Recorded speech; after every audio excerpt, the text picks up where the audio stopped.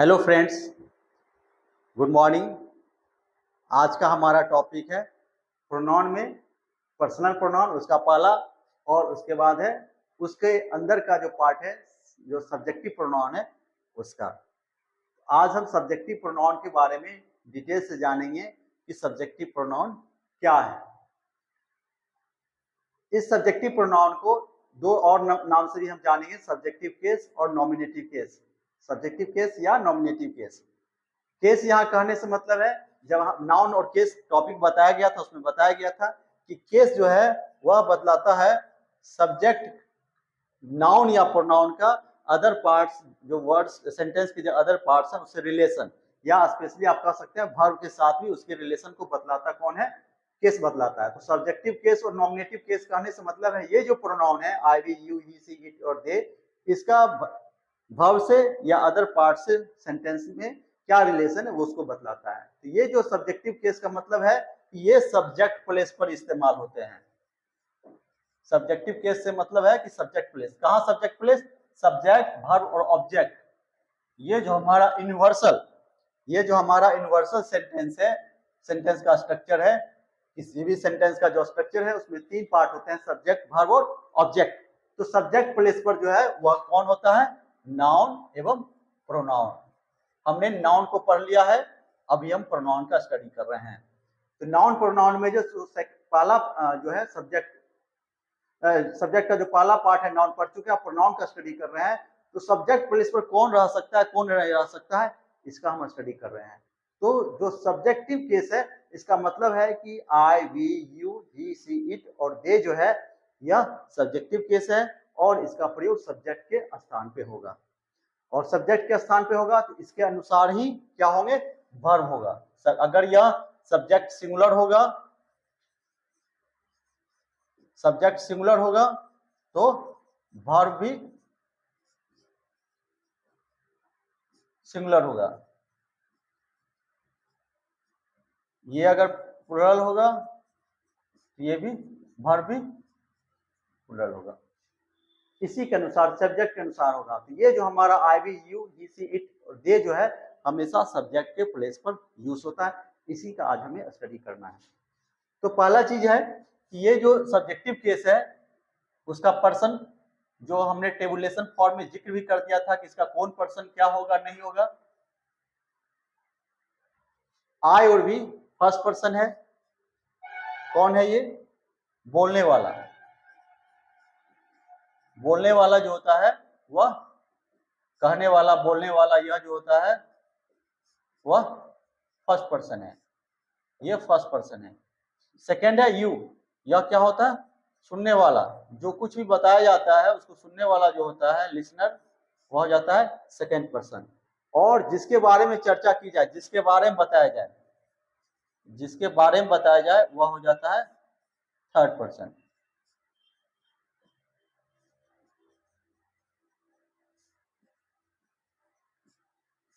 जिसके बारे में बताया जाए वह third person. He, she, it जो है वह थर्ड पर्सन है, या फर्स्ट पर्सन या सेकेंड पर्सन।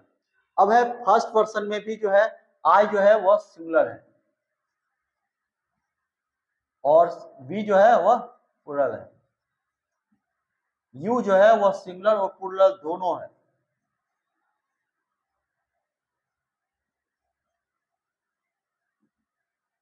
और ही जो है वह सिंगुलर है थर्ड पर्सन में और मेल के लिए। सी जो है वह सिंगुलर है या फीमेल के लिए। इट जो है वह सिंगुलर है और यह है न्यूटर के लिए। और दे जो है वह प्लुरल है, यह है सभी के लिए, मेल हो, फीमेल हो, न्यूटर हो, सबके लिए जो हम दे का प्रयोग करते हैं। तो फर्स्ट पर्सन बोलने वाला, singular plural, I singular, we plural. Second person सुनने वाला, यू, इसका प्रयोग सिंगुलर और प्लुरल। एक हो तो भी हम यू का प्रयोग करते हैं और एक से अधिक हो तो भी हम यू का प्रयोग करते हैं। ही, सी, इट जो है ही सिंगुलर हो जाएगा मेल के लिए। सी जो हो गया वह भी सिंगुलर है फीमेल के लिए। इट जो है वो भी सिंगुलर है न्यूटर जेंडर के लिए। न्यूटर जेंडर से मतलब है कि जिसमें नल, जो नल लिविंग थिंग है उसके लिए हम यूज करते हैं। और दे जो है, ये तीनों ही, सी, इट, ये इसका मीनिंग जो हमने बताया भी है, वे सब हम याद रखेंगे, वे लोग कभी नहीं याद रखेंगे। यू का मीनिंग आप रखें, इसलिए कि छोटे हो बड़े हो, एक से अधिक हो, सबके लिए हम यूज करते हैं। तो आप या आप लोग,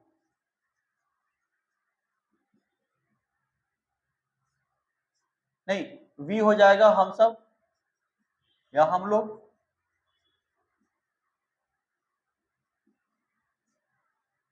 वी हो जाएगा मैं, मुझे, आदि। सब्जेक्ट प्लेस पे मैं के सेंस में, आई के सेंस में, सब्जेक्ट मैं के सेंस में जो भी होगा सब्जेक्ट प्लेस पे वहां आई इस्तेमाल करेंगे। अगर एक से अधिक होंगे तो वी इस्तेमाल करेंगे। सुनने वाले के लिए इस्तेमाल एक हो, एक से अधिक हो, यू ही करेंगे। और जिसके बारे में चर्चा कर रहे हैं, अगर मेल होगा तो ही सिंगुलर, फीमेल होगा तो सिंगुलर होने पर सी, न्यूटर जेंडर नॉन लिविंग होने पर इट, और इस सब के लिए अगर प्लूरल हो तो हम दे का प्रयोग करेंगे। ये है नॉमिनेटिव केस। अब नॉमिनेटिव केस में जो है हमने इसके उपयोग कब और कैसे, और एक और चीज है जो हम जानेंगे वह है क्यों। कहीं कहीं क्योंकि हमारा जो स्टडी का मेथड है वह साइंटिफिक मेथड है, अगर कहीं कुछ यूज हो रहा है तो उसका कुछ ना कुछ कारण होगा, क्यों हम ऐसा करते हैं हम उस पर भी फोकस करेंगे। तो सब्जेक्टिव केस का जो प्रयोग होता है वह क्यों होता है और कहाँ होता है, कैसे होता है इसका प्रयोग, हम इस बात को देखेंगे। अब हमें एक वन बाय वन जो पॉइंट्स हैं उस पर चर्चा करते हैं। पहला है कि एक्शन काम या काम करने वाला डूअर होने के कारण सब्जेक्ट के रूप में सब्जेक्टिव प्रोनाउन का उपयोग करते हैं। क्योंकि कोई भी काम जो होता है, जैसे he runs fast,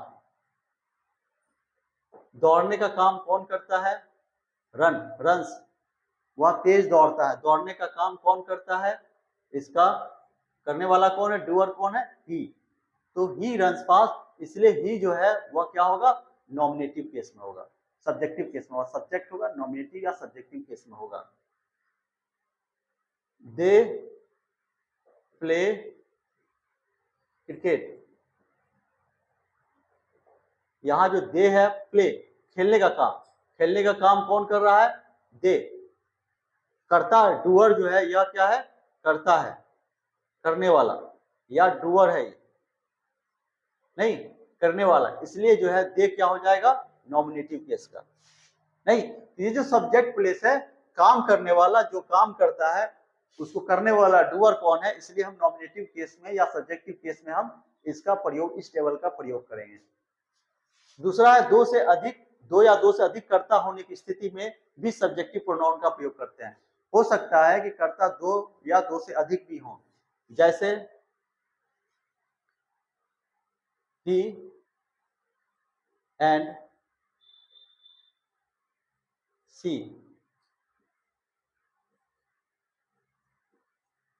play cricket, वह ही एंड सी मतलब दोनों के लिए, वो पुरुष और मेल फीमेल दोनों के लिए यूज किया गया, वह दोनों क्रिकेट खेलते हैं। तो यहाँ भी हम उसका नॉमिनेटिव के रूप में उसका प्रयोग किया। आप ऐसे भी देख सकते हैं, you and I play cricket, दो हमने प्ले खेलने का काम, यहाँ भी खेलने का काम दो कर रहा है, सी भी कर रही है और ई भी कर रहा है। खेलने का काम आई भी कर रहा है और यू भी कर रहा है, दोनों कर रहा है। खेलने का यू एंड आई दोनों कर रहा है, इसलिए दोनों का प्रयोग नॉमिनेटिव। ये नहीं कि यू का प्रयोग नॉमिनेटिव होगा, इसका या सब्जेक्टिव में होगा, इसका सब्जेक्टिव में नहीं होगा, दोनों का होगा। हम इसे भी बढ़ा देते हैं, you Rahul and I play cricket. यहां जो है यू खेलने का काम, प्ले खेलने का काम है, यह कौन करता है, यू भी करता है, राहुल भी करता है और आई भी कर रहा है, तीनों, यू राहुल एंड आई तीनों। तो यू जो है सब्जेक्टिव केस में है, राहुल चूंकि नाउन है इसलिए डायरेक्ट नाउन लिखा गया है, और आई यह भी सब्जेक्टिव केस में इस्तेमाल हुआ वर्ब से पहले। तो तीनों का तीनों हम सब्जेक्टिव केस में इस्तेमाल किए। हम यहाँ पर ये नहीं डरेंगे कि यहाँ पर जो है यह आई नहीं होगा, मी का इस्तेमाल करेंगे या किसी और का इस्तेमाल करेंगे, ऐसा डर हमारे अंदर नहीं होना चाहिए। हम निडरता से दो हो, तीन हो, चार हो, जितने भी सब्जेक्ट के रूप में यूज होंगे हम उसका उपयोग करेंगे। जब किसी प्रोनाउन का प्रयोग किसी दूसरे शब्द या शब्द समूह के अपोजिशन के रूप में हो तब भी सब्जेक्टिव प्रोनाउन का उपयोग करते हैं। अपोजिशन, अपोजिशन मतलब होता है बदले में, सामान्य भाषा में समझे कि बदले में, जब किसी प्रोनाउन का प्रयोग किसी दूसरे शब्द या शब्द समूह के साथ, जैसे two of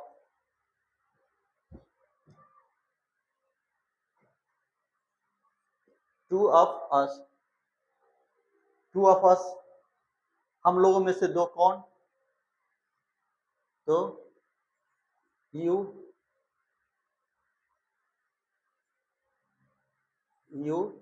and I will go there. अब जाने का काम जो है गो वर्ब है, इसका डूअर कौन है, टू ऑफ अस, इसका जो डूअर है वह है टू ऑफ अस ना, हम लोगों में से दो, कौन कौन, तो आप और मैं, नहीं आप और मैं जो है वह वहां जाएंगे। तो ये जो है यू और आई जो है वो दोनों का दोनों सब्जेक्टिव केस में हुआ। अब यू, ये इसका अपोजिशन हुआ। अपोजिशन क्यों हुआ, वो ओपोजिशन नहीं है, अपोजिशन है। अपोजिशन का मतलब होता है अपोजिशन, अपोजिशन का मतलब होता है कि इसके बदले में, जब टू ऑफ अस हम लिख रहे हैं और उसका पूरा क्लियर करते हैं कि उसके मतलब उसका क्लियर मीनिंग क्या है, क्या कहना चाह रहे हैं आप, तो क्या कहना चाह रहे हैं, कौन, हु, यू एंड आई। तो ये जो अपोजिशन में यूज हुआ ये यहाँ पर मी नहीं होगा, नहीं, ये भी सब्जेक्टिव केस में इस्तेमाल होगा। ये यहाँ ध्यान देने की बात है, सब्जेक्टिव केस में इस्तेमाल होगा। सेंटेंस शुरू हो चुका था, कई वर्ड आ गए थे, लेकिन उसके बावजूद हमने जो है यहाँ आई का, यहाँ यू का प्रयोग क्या किया, सब्जेक्टिव केस में। अगर आपसे पूछा जाएगा कि यह कौन केस होगा तो डेफिनेटली यह सब्जेक्टिव केस होगा। कुछ मामलों में वर्ब टू बी, इजमार, वाजवर है या मॉडल्स है, इसके साथ हम सब्जेक्टिव प्रोनाउन का प्रयोग करते हैं। कुछ मामले ऐसे हैं कि वर्ब है, जैसे हम यूज कर रहे हैं इट इज आई, मैं हूं। अब यहां जो है वर्ब ये है ना, उसके बाद यह ऑब्जेक्ट प्लेस पर यूज हुआ है, फिर भी हम यहाँ आई यूज करते हैं। इट इज मी कहना ये इनफॉर्मल है,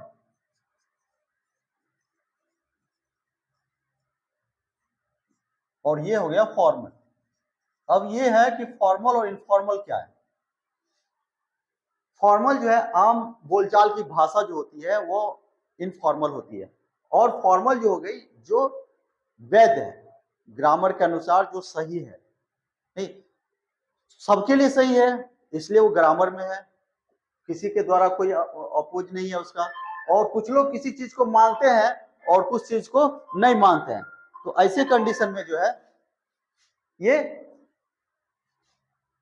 फॉर्मल नहीं होगा, इनफॉर्मल होगा। तो ये जो आम बोलचाल की भाषा में है इसमें इट इज मी यूज करना सही है, लोग करते हैं, लेकिन हम इसको सही इसलिए नहीं मानेंगे क्योंकि ग्रामर कहता है इस तरह से जो इंट्रोड्यूस किया जाता है वह फॉर्मल में, वहां पर सब्जेक्टिव केस का प्रयोग करते हैं। अब यहां समझना है कि ऐसा यूज क्यों करते हैं। जैसे क्वेश्चन होता है कि हु इज इट, कौन है, हम क्वेश्चन करते हैं कि कौन है,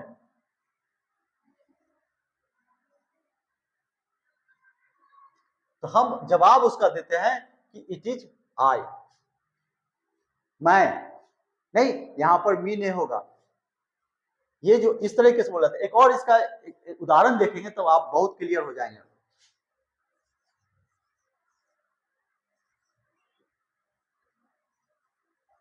हु विल गो देयर, वहां कौन जाएगा, मेरा जवाब होता है it is I. Who will go there, वहां कौन जाएगा, नहीं, और जवाब होता है इट इज आई। ये सेंटेंस आप इसको ऐसे ही बोल सकते थे, it is I who will go there. ये जो पूरा का पूरा सेंटेंस है वो अंडरस्टूड है, ये पूरा का पूरा सेंटेंस अंडरस्टूड है, इसलिए यह नहीं बोला गया, यह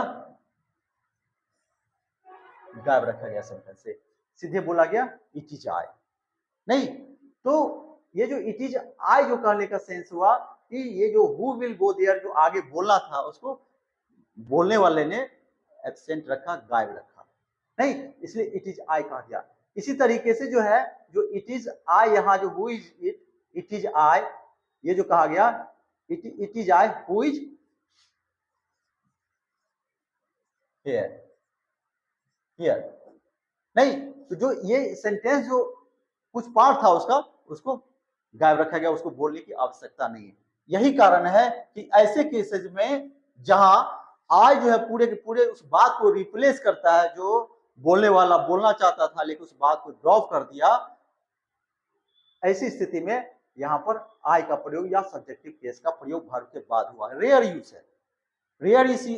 अब क्लियर है, हमने इसका साइंटिफिक जो मेथड था उससे बताया, क्लियर किया कि हम इस तरह का यूज क्यों करते हैं। हम इसलिए यूज करते हैं कि अगर हम यहाँ पर यही बोल सकते थे कि इट इज ही, हम यहाँ पर ये भी बोल सकते हैं कि इट इज ही, नहीं तो इट इज ही अगर हम रिप्लेस करते हैं इट इज ही या इट इज यू, तो सेंस ये होगा कि it is he who will go there, नहीं कौन जाएगा। तो ये ही जो बोल देने का मतलब हुआ कि हमने सब्जेक्टिव केस का वर्ब के बाद यूज किया, लेकिन क्यों यूज किया, व्हाई, क्योंकि जो बात ये कहनी थी it is he who will go there, जो नेक्स्ट जो है स्पष्ट कर देगा उस बात को, इसलिए इस बात को वहां पे छुपाया गया। इस बात को बोलने की आवश्यकता नहीं है, अननेसेसरी बहुत सारी बातें दोहराने की या कहने की आवश्यकता नहीं है, इसलिए सिंपली इट इज ही या इट इज आई इस तरह से यूज किया गया। तो ऐसे रेयर केसेस हैं जहां हम सब्जेक्टिव केस का प्रयोग वर्ब के बाद भी हम करते हैं, लेकिन ऐसे यूज रेयर है, और वहां रेयर है तो उसका वजह है कि हम क्यों ऐसा यूज करते हैं। एज एंड देन के बाद यदि सब्जेक्ट या कर्ता डूअर के साथ तुलना हो तो वर्ब के बाद होने पर भी सब्जेक्टिव प्रोनाउन का प्रयोग करते हैं। ये भी एक्सेप्शन है कि वर्ब के बाद जब सेंटेंस में एज और देन हो तो भी हम ऐसा यूज करते हैं, वर्ब के बाद हम सब्जेक्टिव केस का प्रयोग करते हैं, क्योंकि एग्जाम में ऐसे ही क्वेश्चन ज्यादा पूछे जाएंगे जो एक्सेप्शंस हैं। इस तरह के यूज समान रूप से लोग नहीं जानते, एक्सेप्शंस है, इसलिए ऐसे उपयोग पूछे जाएंगे। कब हम ऐसा प्रयोग करते हैं, he is as tall as me, he is as tall as I। दो सेंटेंस हमने यूज किया, he is as tall as me, हमने यहाँ पे वर्ब के बाद का प्लेस है। लोग कहते हैं कि वर्ब के बाद का प्लेस ऑब्जेक्ट प्लेस होता है, इसलिए हमेशा ऑब्जेक्टिव केस यूज करना चाहिए। उस सेंस में हमने यहाँ पर ऑब्जेक्टिव केस मी का प्रयोग किया, और दूसरा सेंटेंस हमने लिखा he is as tall as I, हमने यहाँ सब्जेक्टिव वर्ब के बाद में सब्जेक्ट प्लेस ऑब्जेक्ट प्लेस पर जो हमने सब्जेक्टिव केस का प्रयोग किया। क्यों किया, एक रूल कह रहा है कि एज एंड देन के बाद यदि सब्जेक्ट या कर्ता के साथ तुलना हो, सब्जेक्ट के साथ तुलना हो, कंपेयर किसके साथ हो, इसकी कंपैरेटिव कंपेयर तुलना किससे हो, सब्जेक्ट के साथ हो, ही के साथ हो, कि वह जो है वह मेरे इतना ही लंबा है, तो यह सही होगा या यह सही होगा। इस नियम से कह रहा है कि यह गलत होगा, यह सही होगा। क्यों भाई, ऐसा क्यों हम करेंगे, हम इसको सही क्यों नहीं मानेंगे, क्योंकि वर्ब के बाद का ऑब्जेक्ट प्लेस है, यहाँ मी क्यों नहीं लिखेंगे हम, तो इसकी तुलना सब्जेक्ट से हो रही है, तो सब्जेक्ट के इक्विवेलेंट होना चाहिए, आई होना चाहिए। एक, क्यों ऐसा होना चाहिए, यह गलत क्यों है, एक कारण है इसकी तुलना सब्जेक्ट से हो रही है ना कि ऑब्जेक्ट से हो रही है। अगर इसकी तुलना ऑब्जेक्ट से होती तो मी सही था, इसकी तुलना सब्जेक्ट से हो रही है, सब्जेक्ट ही है, इसलिए यहाँ पर सब्जेक्टिव केस आई हो जाएगा, एक कारण। दूसरा कारण है, फर्स्ट कारण कि सब्जेक्ट से तुलना, और दूसरा कारण है जो सबसे महत्वपूर्ण है, जो साइंटिफिक बात हो गई, इसे हमें समझना था कि ऐसा हम क्यों करते हैं, ऐसा हम क्यों करते हैं, क्योंकि हमने कुछ बातें इसके आगे जो कहना था उसको हमने छुपा दिया। He is as tall as I am. नहीं, इसके बाद भी सेंटेंस था, इसके बाद भी सेंटेंस था, वह जितना लंबा है उतना मैं भी हूं। नहीं, आई एम इसके बाद भी सेंटेंस था, इस आगे के जो सेंटेंस के पार्ट्स उसको कहने की जरूरत नहीं थी, इसलिए ऐसा हुआ। एक ये कारण। दूसरा कारण है कि एज जो है वह कंजंक्शन है, कंजंक्शन का काम कर रहा है। किसका कंजंक्शन का काम कर रहा है? तो दो सेंटेंस को जोड़ने का काम कर रहा है, दो सेंटेंस को जोड़ रहा है, तो वह जितना लंबा है उतना मैं भी हूं। नहीं, तो इस कंजंक्शन कारण तीन कारण हुए। एक तो हो गया कि सब्जेक्ट से तुलना थी, दूसरा हो गया कि वह जो सेंटेंस था वह इनकम्प्लीट था, उसको छुपा लिया गया, उसके आगे के पार्ट्स को छुपा लिया गया, यहीं पर छोड़ दिया गया। तो वो जरूरी है, जरूरी नहीं है कि पूरे के पूरी बात को, चूंकि वो भी कह रहा है कि जितना लंबा वो है उतना लंबा मैं भी हूं, नहीं, तो वो कहने की जरूरत नहीं, इसलिए बात को छुपा लिया गया, छोड़ दिया गया, तो इसलिए। और तीसरा है कि कंजंक्शन है, और कंजंक्शन दो सेंटेंस को जोड़ रहा है, इस कारण से हमने यहां पर सब्जेक्टिव केस का प्रयोग किया। अब नेक्स्ट है कि दो या दो से अधिक पर्सन का प्रयोग एक साथ होने पर 231 नियम का अनुपालन करते हैं। जो हमारा सब्जेक्टिव केस के बारे में एक महत्वपूर्ण जानकारी है वह है 231। रूल 231 क्या है? 231 क्या है? 231 दो कहता है सेकेंड पर्सन, तीन कहता है थर्ड पर्सन, और वन कहता है फर्स्ट पर्सन। जब सेंटेंस में दो या दो से अधिक सब्जेक्टिव केस हो, दो हो या दो से अधिक हो, वैसे केस में ये फॉर्मूला इस्तेमाल करते हैं, पहले सेकंड पर्सन, फिर थर्ड पर्सन, और तब फर्स्ट, लास्ट में फर्स्ट पर्सन हम यूज करते हैं। जैसे अगर हमको सेंटेंस हो you, he and I,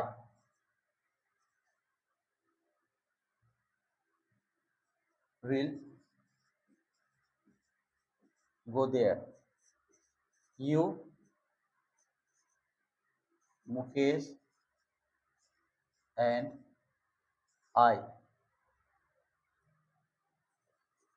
have to stay here. You, he and I, second person, he is third person और I first person। ये अरेंजमेंट होगा, इसको हम किसी तरीके से नहीं कहेंगे। क्यों नहीं कहेंगे? क्वेश्चन तो होना चाहिए।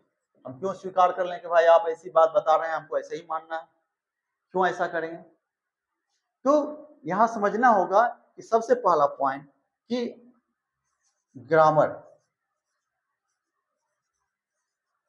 ग्रामर में इस तरह के नियम क्यों बनाए गए? इसलिए कि अगर नियम एक समान नहीं हो तो जिसको जो मर्जी होगा वहां वह सब्जेक्ट को रखेगा, कोई यू को यहां रखेगा, कोई आई को वहां रखेगा, कोई ही को वहां रखेगा, कंफ्यूजन की स्थिति होगी। तो एकदम क्लियर कट होना चाहिए कि ये जो है 231, आपको हर एक सेंटेंस में 231 के अनुसार ही सब्जेक्ट को रखना है, पहले सेकंड पर्सन, फिर थर्ड पर्सन और लास्ट में फर्स्ट पर्सन। और एक जो साइंटिफिक मेथड है जिसमें हम इसके क्वेरी को समझेंगे कि नहीं क्यों ऐसा किया, ग्रामरियन ने अब क्यों ऐसा किया।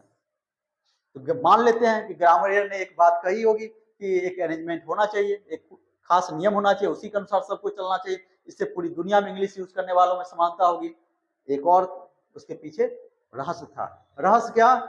कि सबसे ज्यादा जो इज्जत दी गई वह यू को दी गई, सामने वाले को पहले बोला गया, जिससे सुनने वाले को कोई कंफ्यूजन नहीं कि तुम हो, नहीं तो पता चले उसको हम कह रहे हैं वो कंफ्यूज है, अरे कौन कौन जाएगा, नहीं, सबसे पहले तुम। क्लियर? सबसे पहले तुम, और उसके बाद जो और कोई होगा थर्ड पर्सन उसको लिया गया, और लास्ट में आई को लिया गया। स्वयं सबसे लास्ट में क्यों? क्योंकि सब्जेक्ट का कर्ता बनना चाह रहा था वो, कि सब्जेक्ट सॉरी वर्ब का कर्ता, करने वाला मैं हूं, वर्ब का कर्ता बनना चाह रहा था इसलिए वर्ब के पास वो चला गया और इस तरीके से 2 3 1 का कंस्ट्रक्ट हुआ। तो ग्रामीण ने सोचा कि इस तरीके से अगर एडजस्टमेंट हो तो सबको अच्छा फील होगा, इसलिए सबसे पहले सामने वाले को, फिर रेस्ट जो लोग हैं उनको, और लास्ट में स्वयं को, क्योंकि मैं उस भर का करता हूं, ये अरेंजमेंट होगा। तो ये हम इस तरीके से यूज करेंगे। अगर 2 रहेगा तो अभी 2 3 1, 2 और 3, 2 या 1, 3 या 1, मतलब जो एडजस्टमेंट होगा हमेशा यही फॉर्मूला लागू होगा। इसके एक दो एक्सेप्शंस भी हैं। एक्सेप्शंस क्यों हैं, कब हम इसका ऐसे इस्तेमाल करेंगे और क्यों करेंगे ऐसा? जब कोई पाप, दोष, अपराध ये सब स्वीकार करने की बात हो, ये सब स्वीकार करने की बात हो, तब जो है वहां फॉर्मूला हो जाएगा 1 2 3, फर्स्ट, सेकेंड और थर्ड क्रम से। कैसे? जैसे I, you and he committed a crime। Crime स्वीकार कर रहा है कि मैंने, आपने और उसने क्राइम किया है। तो यहां जो है हम ही सबसे, यू को पहले नहीं रखेंगे, ही को उसके बाद में रखेंगे, आई को लास्ट में नहीं रखेंगे, क्योंकि क्राइम स्वीकार करने के लिए दो चीज। अब फिर ग्रामर की बात आ रही है, क्यों ऐसा हम रखेंगे? तो ग्रामर की बात फिर आ रही है। ग्रामर ने सोचा कैसे एडजस्टमेंट हो, ऐसे केसेस में क्यों हो? तो जो बोलने वाला, जो मैं है, करता है बोलने वाला, उसने सबसे पहले स्वीकार किया कि गलती हमसे हुई, सबसे पहले खड़ा हुआ। अगर सामने वाले को कहता कि तुम, तो कहता क्या तुमने किए हो, सबसे पहले कौन? मैं। क्योंकि मैं बोल देने से क्या हुआ कि सामने वाला कंफ्यूजन की स्थिति में है कि स्वीकार कर रहा है कि गलती यह किया है, इसलिए सबसे पहले स्वयं को कहा, उसके बाद सामने वाले को कहा, और फिर लास्ट में जो भी रेस्ट है उसको कहा। क्लियर हो गया। इसलिए 1 2 3 का फॉलो होगा। ये साइंटिफिक मेथड कि हमने स्वीकार किया कि जो हम नए तरीके से सोचे कि ऐसा यूज क्यों किया जाता है, हमने रटा नहीं। ऐसा नहीं कि हमने सारे नियम को रटने की कोशिश की, हमने सारे नियम को देखने की, समझने की कोशिश की कि हम किस तरीके से किसको एक्सेप्ट करेंगे और क्यों ऐसा एक्सेप्ट करेंगे। और इस साइंटिफिक मेथड से समझने पर क्या होगा कि स्वतः आपके दिमाग में एक दो बार सुन लेने पर फिट हो जाएगा, इसको रटने की जरूरत नहीं पड़ेगी कि हम इस तरीके से क्यों ऐसा करते हैं। तो ये हमारा सब्जेक्टिव केस के बारे में एज अ होल है। इसके अलावे भी है, हम अलग अलग वर्ड के बारे में भी चर्चा करेंगे, लेकिन हमारा यहाँ इतना ही था कि सब्जेक्टिव प्रोनाउन के बारे में जो हम एज अ होल हम किस तरह से इस्तेमाल करते हैं, कहाँ करेंगे और कब कैसे करेंगे। इसके बाद हम फिर प्रोनाउन में आगे नेक्स्ट टॉपिक में हाजिर होंगे। तब तक के लिए मुझे उम्मीद है कि ये टॉपिक आपको पसंद आया होगा। यदि टॉपिक पसंद आता है तो इसे लाइक करें, शेयर करें और निश्चित रूप से सब्सक्राइब करें। और कोई कमेंट हो कि इसमें क्या सुधार हो सकता है तो अपना कीमती कमेंट भी दें। नेक्स्ट टॉपिक तक के लिए बाय, थैंक यू, धन्यवाद।